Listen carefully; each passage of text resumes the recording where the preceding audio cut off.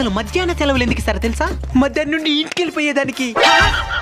ఎండలు ఎక్కువైపోతున్నాయి కాబట్టి మధ్యాహ్న సెలవులు ఇస్తారు. ఎండలు ఎక్కువైపోతున్నాయి కాబట్టి మధ్యాహ్నం సెలవులు ఇస్తున్నారు. అప్పుడు చలి ఎక్కువైనప్పుడు మాత్రం ఎందుకు ఉదయం సెలవులు లేదు?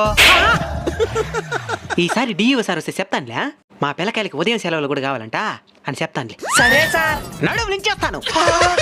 మూసుకొని ఎండాకాలం ఏం చేయాలో చెప్తాను వినండి. సరే సార్.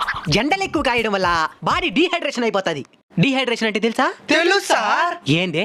ఏబిసిడీలలో డీకొచ్చి హైడ్రేషన్.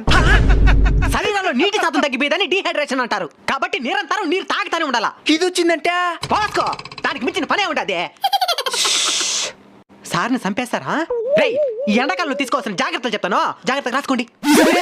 నీళ్ళు ఎక్కువగా తాగాలి. ఎండలో ఎక్కువ తిరగకూడదు. ఈతకని చెప్పి బాయిలకి చెరువులకి పోకూడదు. ఒకవేళ పోతే ఈత తెలిసిన పెద్దోళ్ళని తీసుకుని పోవాలా. సాయంత్రం ఎండ మొత్తం తగ్గిన తర్వాత ఆడుకోవాలి. సరే సార్. 24 గంటల ఫోన్లు చూస్తూ ఉండకూడదు.